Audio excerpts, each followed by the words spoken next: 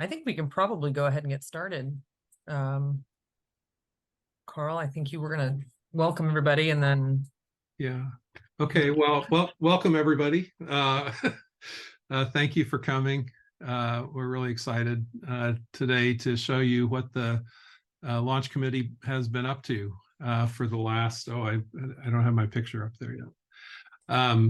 What the launch committee has been up to for the last couple of weeks. I think you'll be interested and impressed today. So we're going to, Andrew, I think you can go ahead. I will just mention one more time before I turn it over to Kathleen and Pam to start the meeting. If you could go to the little 3 ellipses in the upper right hand of your picture frame and add your affiliation to your name, that'll help us in tracking you and understanding who all we have in the room today. So would appreciate if you can do that. Okay, with that, Andrew, I see you've gone to the agenda. So I will happily announce the co-chairs, the newly minted co-chairs of our launch committee, Kathleen Stacks with Western Freedom and Pam Sporborg with Portland General. So I'll hand it off to you two. Go ahead. Kathleen, do you want to kick us off and then I'll follow? Sure. Well, thank you, Carl, and welcome everyone. We are, as Carl mentioned, excited to share with you all the progress that we've made. I think we have, it's been a lot. And I will start just by acknowledging and thanking all the members of the launch committee who have really shown up and put in quite a bit of time and effort already. It's been a pretty impressive group and process thus far. And I think maybe with that, Pam, if you have anything to add, and otherwise we can. I also want to share my thanks and appreciation for all of the members of the launch committee. And as Kathleen noted, it has been an enormous amount of work to get us to this place where we have, I think, an appropriate structure and opportunities to really organize ourselves moving forward. I also appreciate the continued engagement from our regulatory leaders here. They've provided a lot of guidance and support for getting us to this point. And their continued engagement has provided a lot of really valuable insight to this group as we've worked to get it moving forward. It's been a quick week, or a very interesting week as Kathleen and I have accepted the chair role for this overall effort. But a lot of the work has really come from our work group leads so far. And so for most of today, I think you'll hear from them primarily, and really thank them for each stepping into an area of their own expertise and really leading our group to provide the structure and support to set us up for the next phase of this initiative.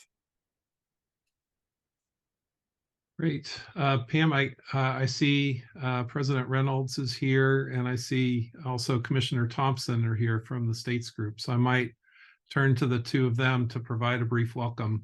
First to you, President Reynolds, and then to you, Commissioner Thompson. Yeah, thanks, Carl. I'll just say hello to everyone and welcome. And also I appreciate everybody's continued engagement in this effort. It's really exciting. It's really great to see so many people come together with a common goal of, really looking out for the people in the West and improving the way that we cooperate with each other and looking for new solutions. And so I'm just really glad to be here and so grateful for everybody's participation. Thank you, President Reynolds. Commissioner Thompson, would you like to say something? Sure, Carl, thank you. And I'll echo President Reynolds' comments as well. I'm appreciative of everybody being on here. We've come a very long way in a very short time, and I'm looking forward to what the future brings, and love the cooperation amongst the regional states in this collaboration. So thank you all again for being on this and being part of this group. Thanks, Commissioner Thompson. Great to have you.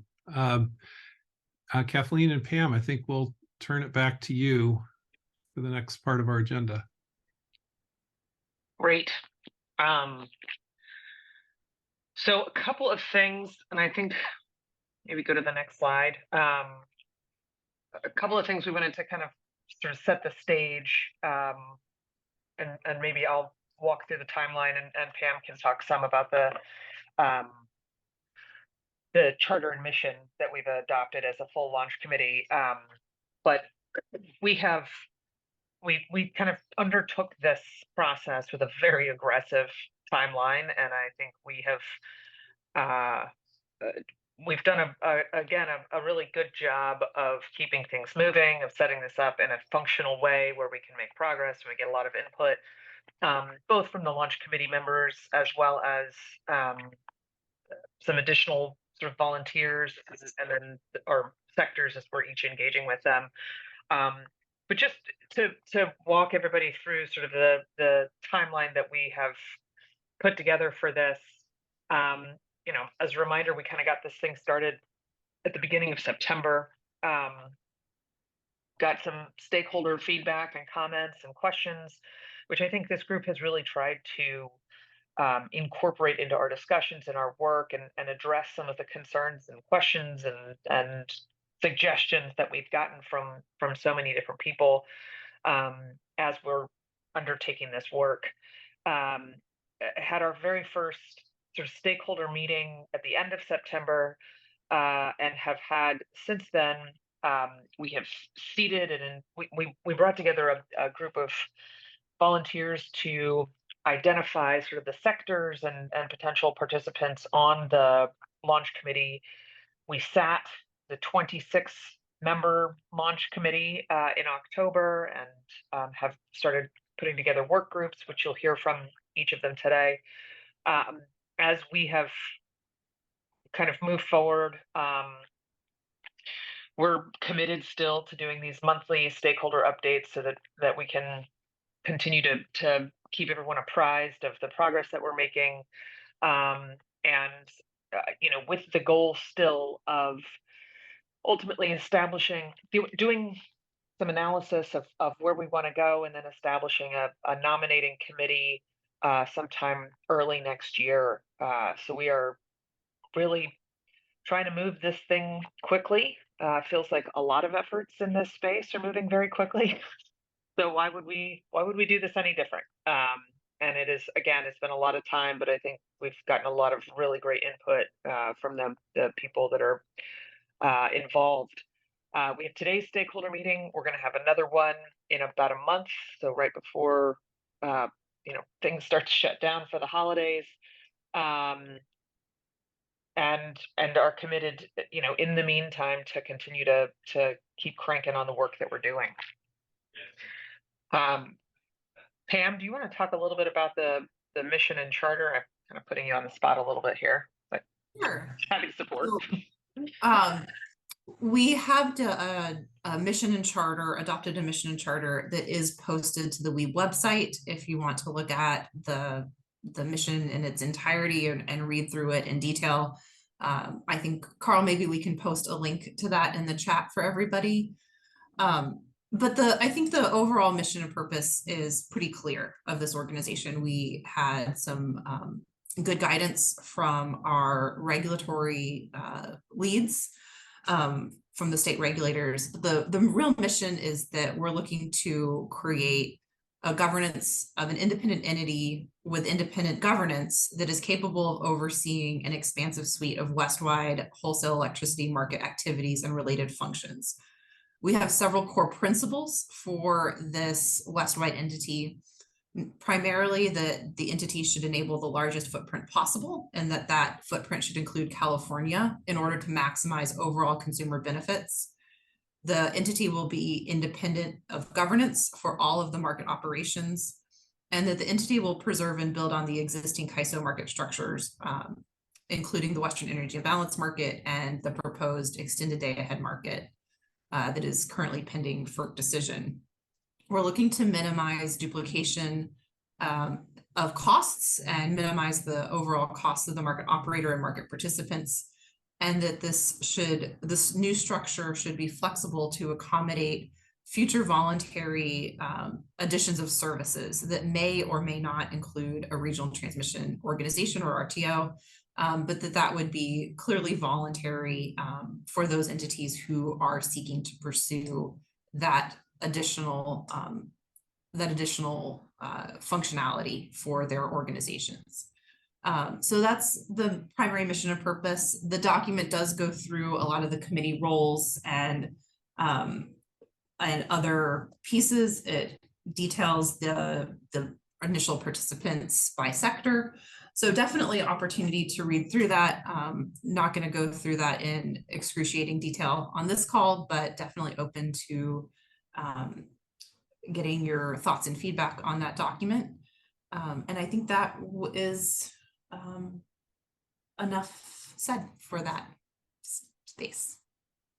Great. Thank you. Yeah, Go ahead. the only thing I'll add, sorry, Carl, real fast, is that we actually had a working group that formed to work specifically on this mission and charter. Once we got this document put together, we sort of disbanded that working group and folded it into our priority administrative task working group. So that's just flagging that from a process standpoint. I'll just say I posted the landing page from the Western Interstate Energy Board for the Westwide Governance Pathways Initiative. And in there, you will find 2 documents that have been posted for this meeting. One of those 2 documents is the mission and charter that Pam described. The second one is the complete roster of the launch committee and alternates to the launch committee. So if you're interested in either of those things, I invite you to go to the landing page, look for documents under this meeting, and you should be able to find those. Okay, with that, Kathleen, do you want to lead us through introduce our co-chairs for the working groups in order and invite them to start their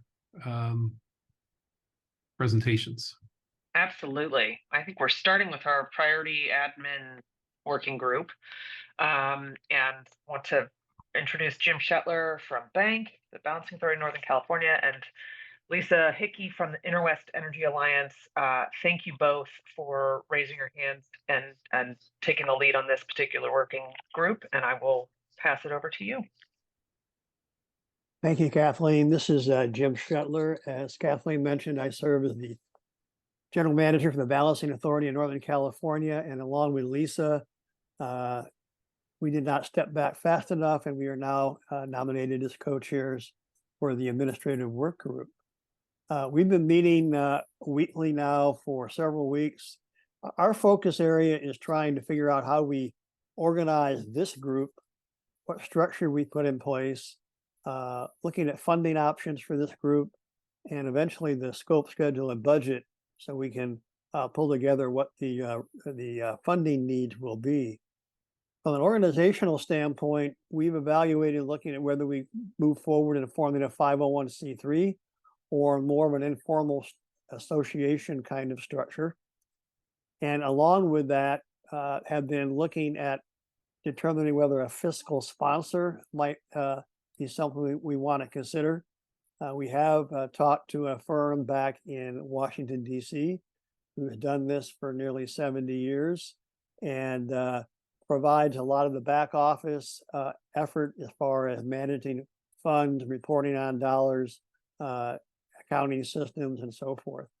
So we're looking for a proposal from them early next week, and I anticipate that we'll be making some final decisions about what the organizational structure will look like for this launch committee by the end of the month.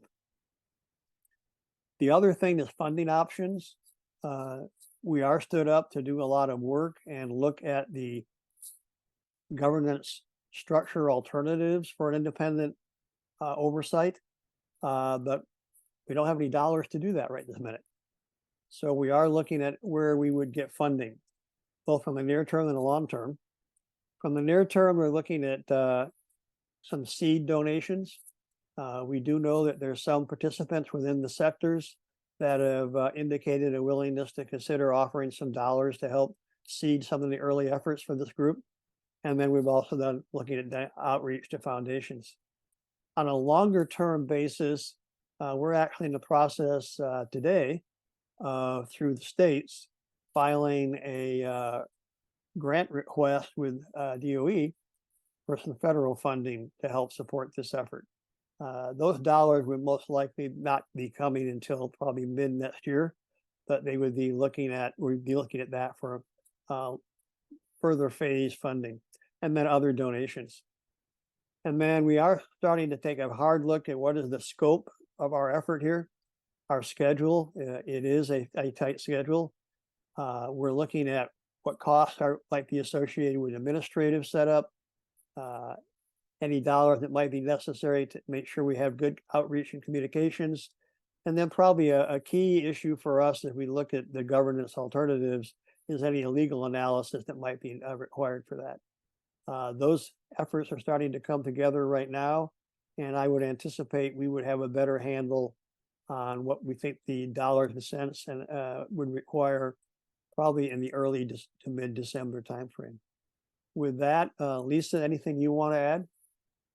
Thank you, Jim. I think you covered all the points we wanted to cover. We are open and available for questions if anyone wants to reach out to us during the meeting or hereafter. Thank you. Thank you, Lisa. Kathleen, I'll turn it back over to you. Thank you both. And just, I think we're going to have an opportunity for questions at the end of the presentation. So if you've got some, start thinking about them, and we will definitely take some time once we're done hearing from all the working groups. And I think with that, we can move to the next working group, the priority functions and scoping working group. And again, want to thank our co-chairs, Spencer Gray and Evie Call from Spencer from NIPSI and Evie from Cal CCA. And then we also have, I think Jeff Nelson from SoCal Edison is also going to help with this presentation. So thank you to the three of you, and I'll turn it over. Thanks, Kathleen. Spencer Gray here. I'm the executive director of NIPSI. NIPSI is the trade association for independent power producers and marketers in the Northwestern states. And Jeff's going to join me here to walk through really it's just one substantive slide after this one. Evie Call is joining me as co-chair to go through this work group's work. So I'll first describe what our scope is for what we're trying to accomplish as a work group, and then we'll get to the substance of the entity that was envisioned by the states that our task is to define in enough detail to take some subsequent steps here.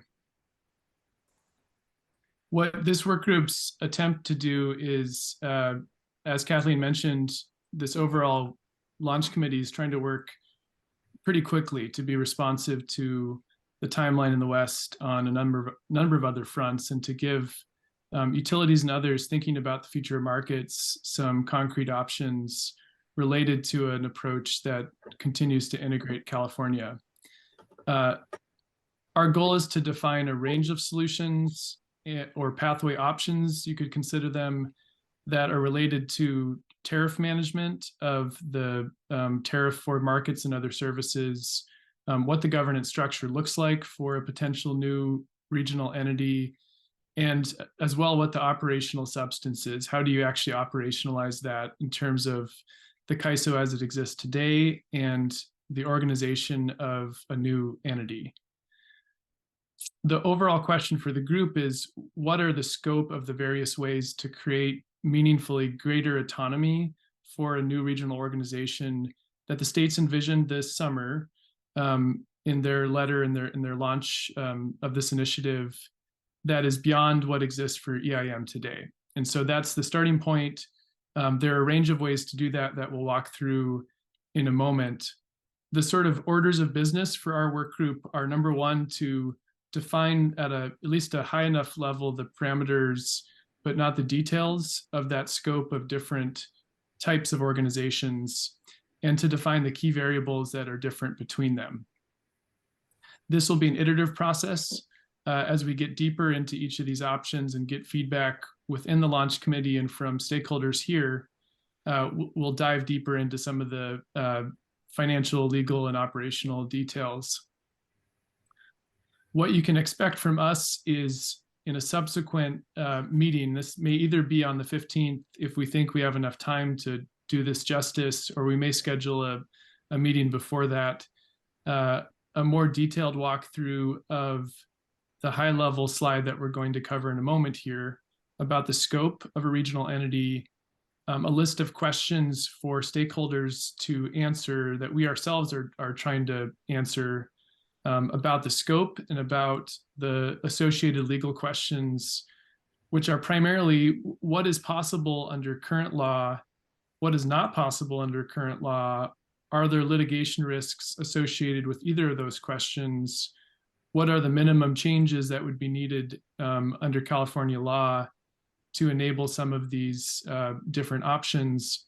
And we want to be thorough in asking those questions without presenting a preferred solution yet. This can be viewed more as like a solution set, a range of options. That legal analysis is something that many stakeholders, NIPSI itself submitted our initial comments to this effort, really seeking, because there's been so much thinking about what are the options for greater autonomy for a regional entity in the context of the Western EIM and EDAM.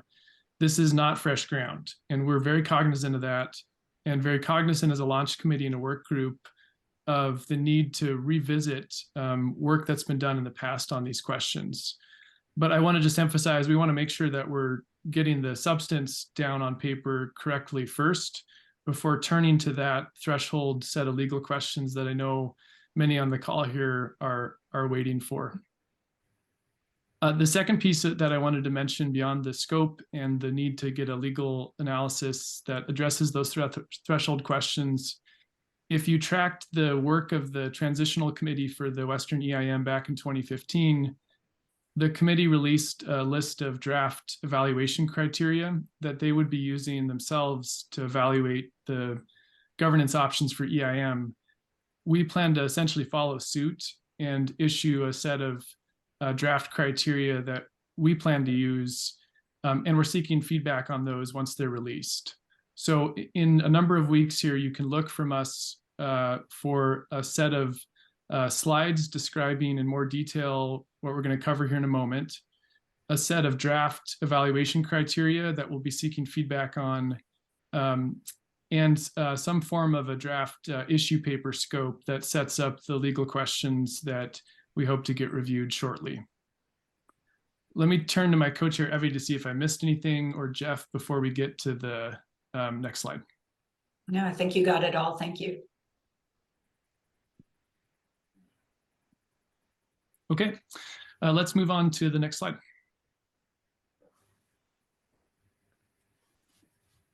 So I'll start for a moment here and then turn to Jeff to walk us through this more. What this very simplified generic diagram shows is essentially a version of the status quo for governance of the Western EIM from the sense of the tariff structure. This does not show the operational diagram of how you would share or separate or interrelate the actual personnel and assets and chain of command within the CAISO as it exists today and a new regional entity. But we wanted to start this analysis with the basic question of who's in control of the tariff and in what way, and how does that flow if you've got a single tariff or separate tariffs. So starting with a structure that many of us are already familiar with, the EIM structure, what we've done here is laid out the different variables that are adjustable for the options for the pathways that we're going to explore in more detail. And I'll turn to Jeff from there. Good morning.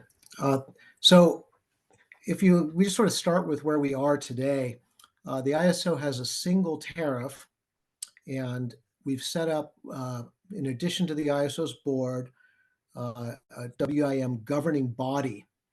And how things work today is the governing body and the ISO's board have joint authority. They both vote on rules as it affects the EIM market, and it's proposed to do the same for EDAM. And generally, for a rule to become the new rule, it has to get a majority support from both the ISO board and the governing body. And then that gets forwarded on by the ISO to the FERC, if it's a tariff change, through what's called a 205. And a 205 is a legal procedure that an owner of a tariff goes through to propose changes to its own tariff. So we're starting with that place and sort of asking questions. What sort of things could move around? What would require new tariffs? What require new regional operators, this RO? How is it going to be set up? And the first question gets into, right now we have a structure where the governing body has voting rights, but really doesn't have filing rights. That's a question. Who actually files this? Who actually has the rights to make filings? And then you can ask questions about what structures would allow sort of two people to have the right to make a 205 filing on sort of an equal basis versus one person, for instance, this new regional organization having the primary right to make a 205 filing, where maybe the ISO has sort of a secondary or a dual filing right under certain circumstances, versus just sole rights. And for example, what would it take to have the regional organization have absolute rights over the market rules without the ISO current board having any say in those? And then there's questions on how disputes would work and the issues of where two people had the right to do it. And then we can go further. We have a structure which is a single tariff today. What structures could still work within a single tariff, even if there were different sort of governing authority or rights over different parts, versus what structures would actually separate the tariffs? For instance, completely removing the market portions from the ISO tariff and putting it under a new regional organization as sort of the sole owner of that tariff. And there's models in there that can treat these differently. And then once you have the models sort of talking about how much separation is there, then you ask, well, how would these organizations interact? How will the operational aspects work? So the sub-team, the larger launch committee, is batting around some of these general structures. There's threshold legal questions for all of them. What can be done under existing California law? What would clearly require changes in law? What sort of changes would be needed for the ISO's tariffs under these sort of models, or other ISO governing documents? What changes are needed? And how will all this work on sort of if it stays within a single organization, how does the market work and evolve versus if organizations are split apart in different tariffs, how is that contracting structure going to work? And in all of these structures, the question is, how does it evolve over time? How does it offer for those interested new services? And how would it offer for those interested a la carte RTO services? And how would it grow under these sort of structures into a full RTO? So those are the questions we're asking. We're trying to frame up some very, very discrete examples or frameworks to really deep dive. And that's what you should be expecting to see in the near future for comment and consideration. Okay, so Spencer, I'll turn that back to you unless you wanted anything else from me on this. Yeah, thanks, Jeff. So maybe I'll add a couple things to Jeff's good walkthrough of the variables here. I did want to put our finger for a moment for folks' consideration on that second sub-bullet under 205 rights, co-equal joint versus primary joint versus sole rights. That is an important area for us to explore as a launch committee and to get stakeholder feedback on what meaningful independence and autonomy looks like, or maybe doesn't look like, in the variations between those three options laid out there. Today, under the EIM, there is joint governance authority. The ISO retains, in some cases, a unilateral option not to follow what the EIM governing body chooses. And so shifting away from that to a model where an independent entity, the regional organization, has primary authority, but it's still joint, or sole rights over the 205 filing. That's the kind of important distinction that we plan to spend a lot of time on. The second thing I wanted to underscore is the second to last bullet on this page, what the operational structure and the financial cost of autonomy are. The governance model for a market, we're very aware within the launch committee, and several of the utilities on the committee have made this clear from their own internal discussions. Governance is not the only decisive factor for joining a market or an RTO type service. There is a complexity and a financial cost potentially to autonomy that is a decision factor, and it has to be for entities considering joining. And so part of our task is to be clear about, as you go from one end of the spectrum to another for these different variables of autonomy, some of them may result naturally in a higher cost if it means you have to purchase a separate building or have separate staff. Those kinds of questions are meaningful, and we don't plan to skip over them. And one thing I wanted to add, we're sort of assuming to the extent that this new regional organization set up, that it will have truly independent governance.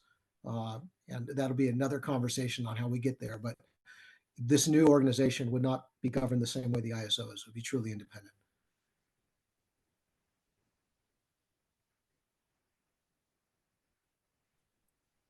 I think with that, we've already covered a number of the questions that you can plan to see from us in a written product attached to a more detailed description of these different scopes. So Jeff, unless there's specific questions that you wanted to preview for the group that relate to these different options, I think we can probably close here for the moment with a promise to come back with a more detailed deck that the work group will be refining over the next couple of weeks for a deeper discussion with stakeholders and for some an opportunity for written feedback too. Yeah, all good on this side. Thank you. And I'll check with my co-chair Evie here if there's anything she wanted to add before we move on. We'll look forward to questions here at the end of our session here. Thanks, you guys. And so, yeah, so next we've got our communications and outreach group. This is a very newly formed working group. We just had our first meeting this week. And our co-chairs are Ben Otto from the Northwest Energy Coalition and Scott Renzel from PG&E. And with that, I will pass it over to you guys. Thanks. Okay, thank you, Kathleen. Hi, everyone. I'm Ben Otto, as mentioned. I'm based in Boise, Idaho, and I work with the Northwest Energy Coalition. And my very able co-chair is Scott Renzel with Pacific Gas and Electric. You can see on the slide, these are the members of our subcommittee. All these folks are also on the launch committee. So that's how these work groups work. That is a good collection of folks. We have really intentionally, as a launch committee, tried to have a diversity of membership in the work groups, both in terms of sector, location, experience, that type of thing. And our next slide will be about kind of our priority tasks.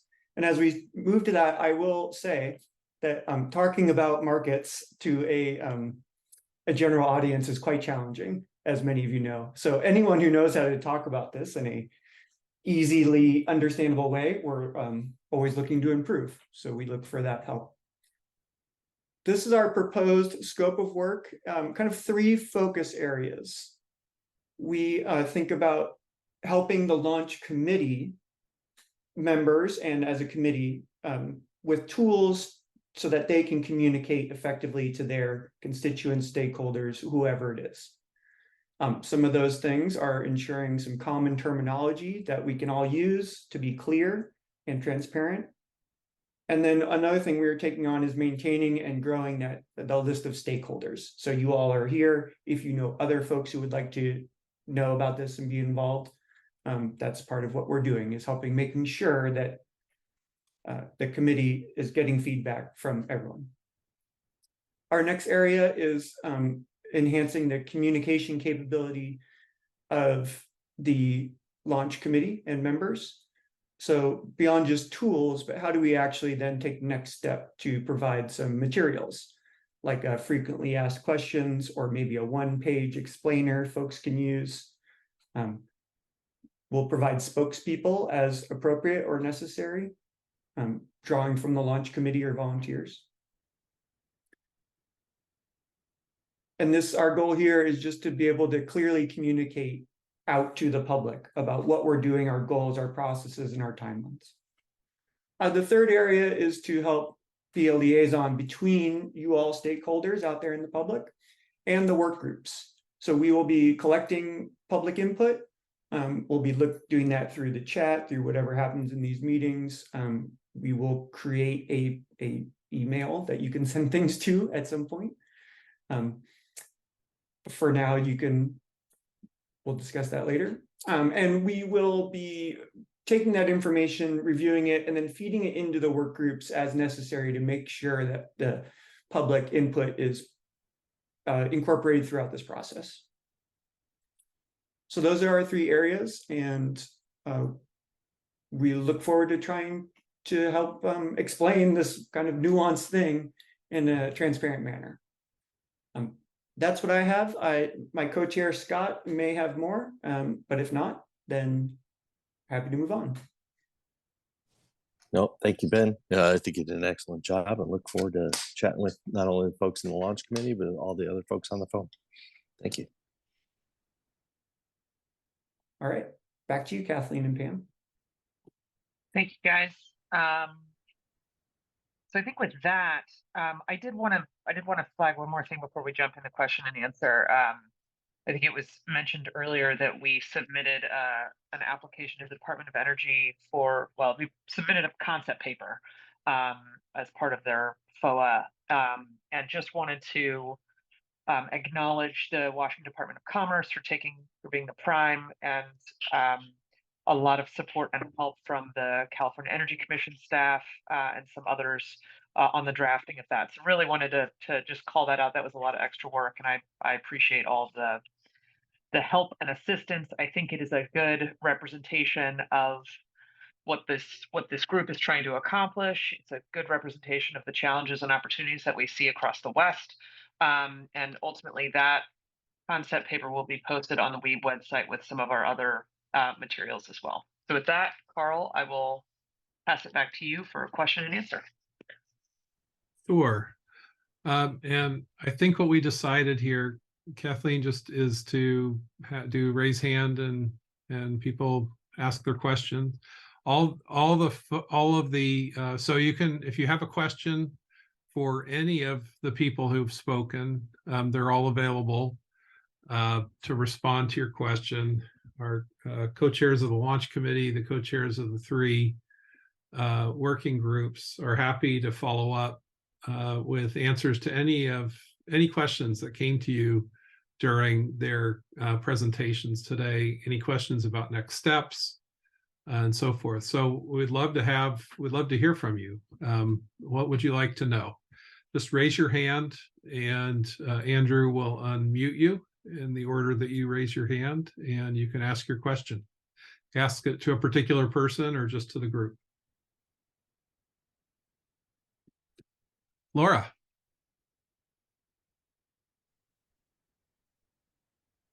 Hello, can you hear me? Yep, can hear you. Mm-hmm. Okay, takes a little bit to get fully unmuted. Laura Trelease with the Energy Authority. I had a couple questions, not for any one person in particular, but I was curious if anyone had thoughts, and I know I asked this in the chat to a couple of folks, but thought I'd just ask it more broadly. When we're talking about funding for the board, the foundational board, where is there thinking around where that funding would come from? And maybe just a note that it could be problematic to have funding for that board that is either not or perceived not to be independent.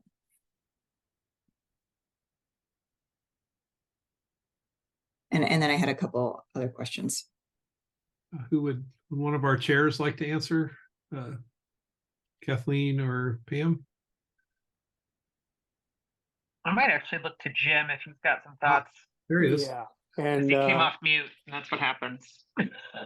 and Laura I've already responded to Laura in the chat, so my response is in there. When we're talking about funding, right now we're very focused on funding for the launch committee and trying to get its work done. We recognize the next pivot will be, okay, what's funding going to be for the foundational board? And we recognize that has to be viewed as funding that's unbiased and not influential. Certainly, some of the federal dollars that might be coming our way is an option for that. But we have not had any detailed discussions yet on what that funding source might be, though we acknowledge and recognize we have to make sure that it's viewed as being independent. Thanks, Jim. And I for some reason, I couldn't figure out in the chat feature how to send the question and the response to everyone. It looks like it's just direct messages. So that's why I wanted to ask it more broadly. No problem. Understand. And then another question I have is, assuming that the EIM and EDAM would come under this organization, what happens to the EIM governing body? Is that something that's going to be considered?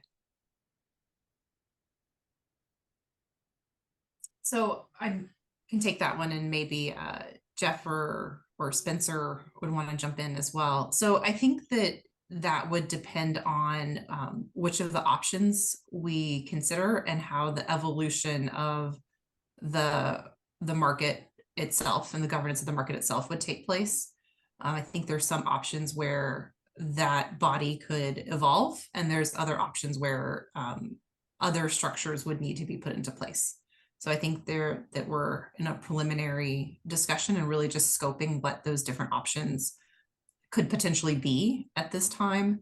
And that as we think through where the priorities are and where stakeholders would like to see this evolve, that we can get more detail on how that evolution would take place. Thanks, Pam. And then just my last question. I believe currently the ISO board hires and fires the CAISO CEO. And I was curious if the hiring and the firing of the CEO is part of any kind of contemplation of scope for this new entity.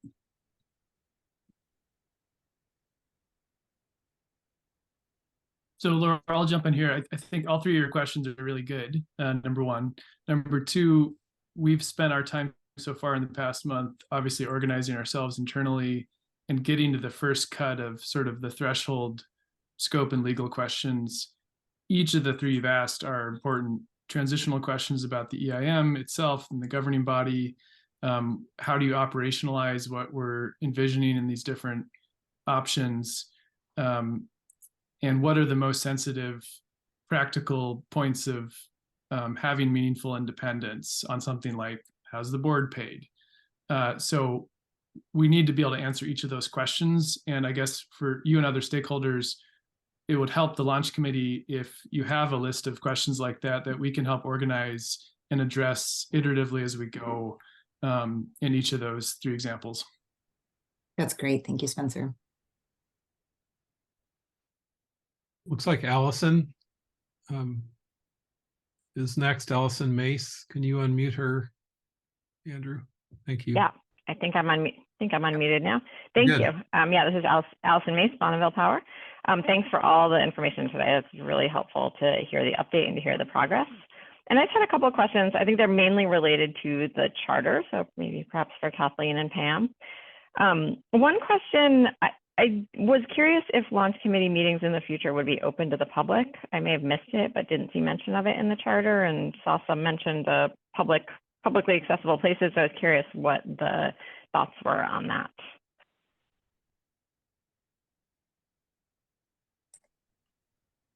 Kathleen, you're welcome to jump in here. I think at this time we're continuing to have these types of public forums where we are able to get the input and share the updates on the launch committee, but that there will be other times where the launch committee will need to be able to discuss and deliberate about the feedback received in these meetings amongst ourselves. And so I hope that we continue to have a appropriate cadence on and balance between public updates and the opportunity to organize and reflect on the feedback received. And we would definitely welcome your comments on whether we've got that proposal right so far, or if you're looking to see more, what types of other opportunities for engagement you would like to see from us so that we can get that balance right.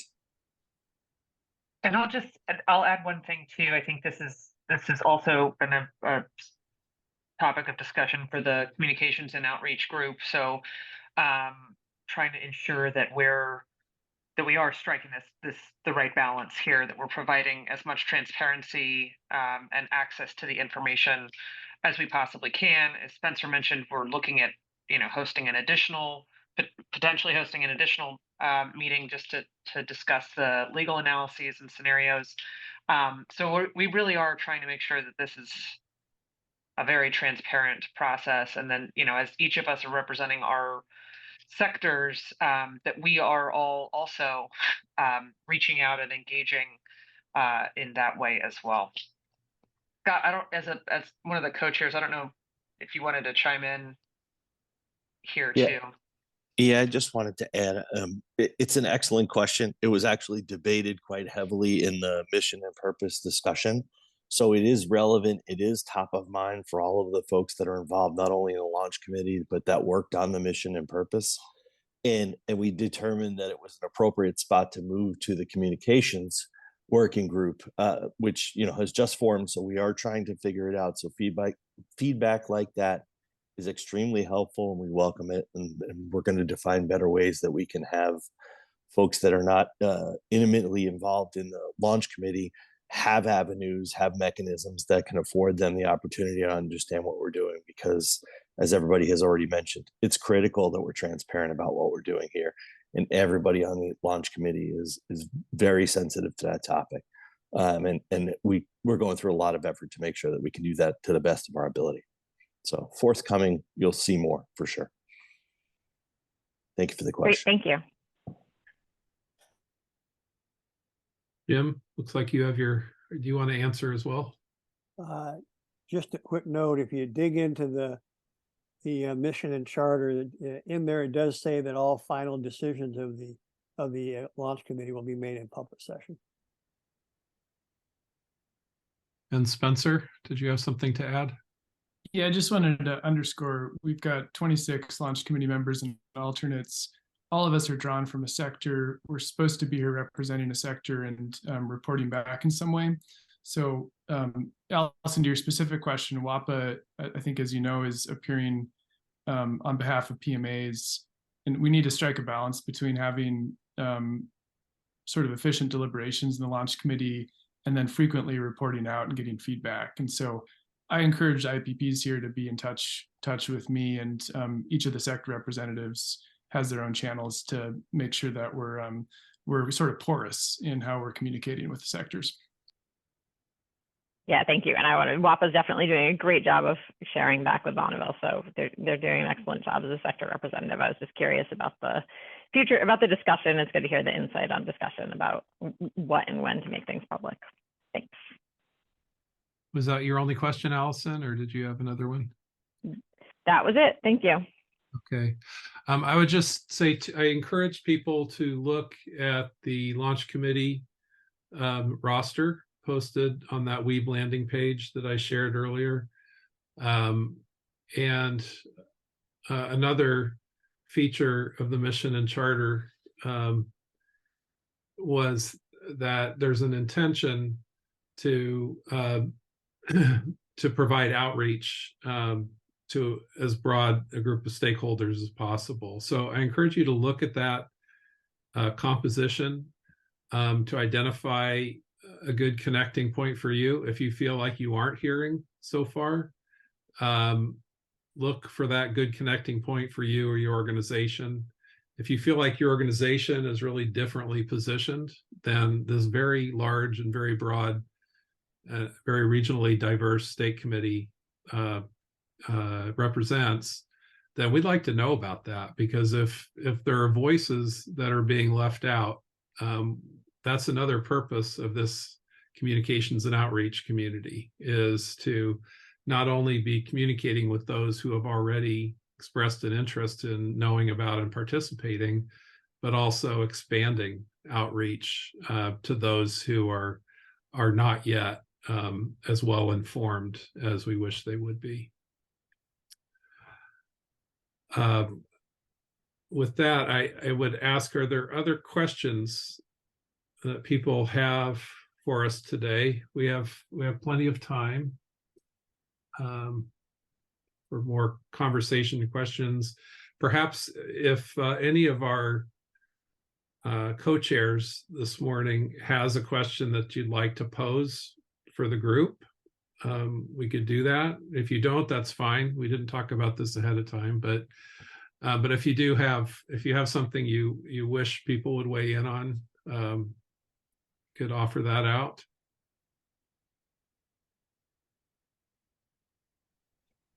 I think that the one thing I will ask of this group, and this actually a little bit gets to Laura's question earlier with the funding, we are going to need to be collecting funds, especially for this initial phase, and we want that funding to really come from a broad and diverse set of entities. I think each of us has been discussing how we go back to our own sectors and try to contribute some amount to these efforts, since this is something that seems to have very broad support. So I think not necessarily looking for a answer or anything now, but just kind of planting the seed that we will be looking for funding. And I think as we move forward, part of one of the tasks of the administrative working group is to put together more specific scoping and budgeting for each of these upcoming tasks. So we will have something more specific for people to consider for funding as we move forward.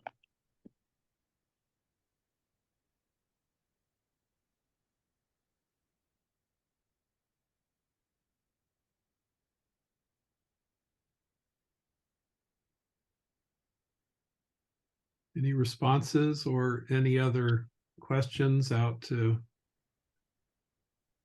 stakeholders? I guess one question that I have, I know we've mentioned this a couple of times, Spencer, but you've talked about the possibility of having a meeting in advance of the December 15th meeting. And I'm curious if people might have an interest in that meeting. And so I'm wondering if you might be willing to say just a little bit about what such a meeting might include and what it would, what you would envision that being like, and then maybe get some responses from those of you out there if you have an interest, if you wish that such a meeting would be held prior to December 15th. Yeah, sure, Carl. So what we're deliberating, and we were deliberating just this morning before this call, is to do justice to a conversation about the substance of the scope of a new regional entity and the associated legal questions with how to enable it. That could easily eat up a full one of these sessions. And so if there's more content that the launch committee needs to go over administratively, financially, other communications for the December 15 meeting, we don't want that to get swallowed up just by this important scope question. We also will have some materials for written feedback from stakeholders in advance of that. So we don't have those ready to go here today. So the question we've been debating is having a standalone meeting just on that topic. Do we have the scope set out in a way that is understandable and that we haven't missed something before we do the next task of turning over that scope and those legal questions to one or more attorneys to help us think through the actual answers, those kind of threshold questions that many stakeholders had posed that grapple with and revisit the previous legal discussion in 2015 and 2021.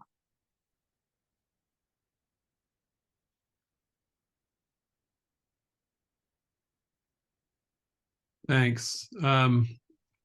Lauren, you have a question or a response? Andrew, could you unmute Lauren, please? Thank you. Yeah, this is Lauren Tenney Dennison from PPC. Looks like I'm coming through. Yeah, thanks. I was just going to respond to Spencer's statement. I think a meeting like that would be very helpful.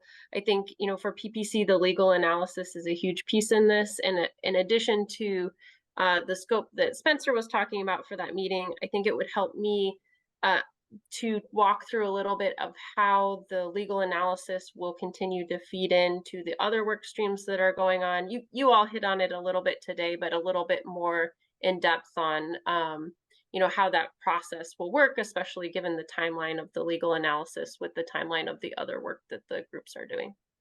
So thanks. Thank you. Any other thoughts, feedback for Spencer on this meeting, this potential meeting in the mid-December timeframe?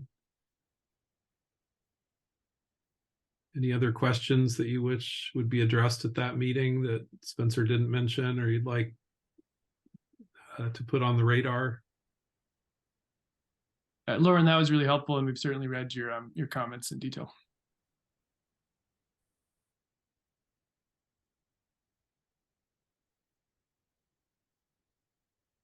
Kamaya? Andrew, can you unmute Kamaya? Hi. Yes, that's right. Kimaya Abreu from Voltus. Just a small question. There was mention of a concept paper that was submitted to the DOE. I'm wondering when that might be posted or if it's already publicly available. It just got submitted this morning, and so we will get that posted either later today or beginning of next week. And related to that, somebody in the chat asked whether the slides from today's presentation will be posted. And yes, they'll be posted. Both the DOE FOA response as well as the slides from today will be posted to the Weeb landing page, as well as the recording for this meeting. Given the holidays, usually with the recording, we go in and clean it up a little bit to make sure it's, you know, easy to listen to and all that. And so there may be a little bit of a delay in getting that posted to you, but the other two things, you know, I would say, you know, today or Monday are likely.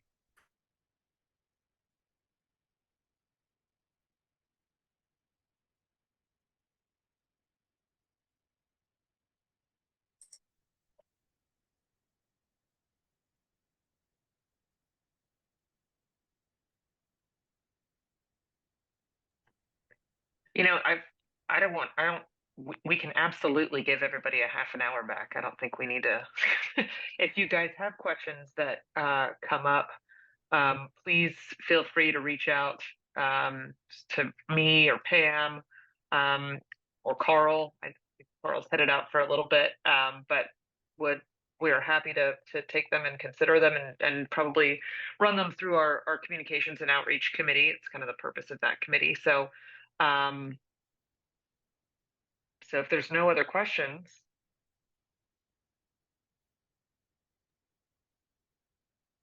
Yes, Lisa?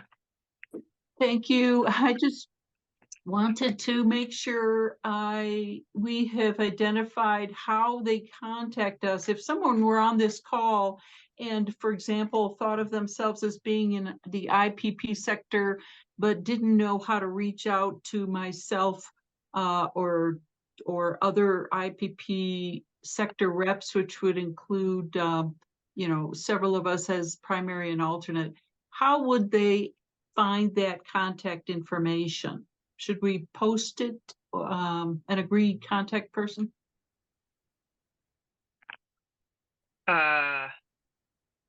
So Both Carl and Andrew's contact information is on the Weeb landing page. And if anyone needs additional contacts of launch committee members and alternates, the roster is also posted on the Weeb landing page. And Carl or Andrew, I think, can probably forward make any of those connections that are needed. I know I can, like, my contact information is widely available, as is Kathleen's. So I think any of us are happy to provide those connections to other launch committee members, but I think the Carl and Andrew and their posted information is probably the best point of entry if anyone has questions about getting in touch with us. I think that's very helpful. Thank you. I just wanted to confirm for everyone who's interested in reaching out. Thanks, Lisa. Thanks, Pam. Sorry, I got kicked off for a minute. So you all had a good time while I was gone. Oh, we just told everyone to email you if they have questions. Oh, great. Yeah. I'm looking for more to do for sure. Okay. Well, so thank you. So Andrew anticipated, did want to remind you all, there's this December 15th stakeholder meeting coming up, another one of these hour-and-a-half meetings to just provide everyone with an update on the activities of our work groups and the launch committee as a whole. As was mentioned by Spencer and others, we may well have an additional stakeholder opportunity, which will be advertised and publicized for everyone with a more specific agenda focused on those pathway alternatives and specific questions coming up there. And if you find that you aren't reliably getting information, calendar invites, or these Zoom links, please let me know. We're trying to be up to date and make this easily available to everybody. You can always check in to the Weeb landing page where the Zoom information will be posted and so forth for these stakeholder meetings. But with that, I just hand it off to Kathleen and Pam to close out the meeting. Pam? I think just really appreciate making sure I wasn't on mute there. Really appreciate everyone's time today and all of the good questions.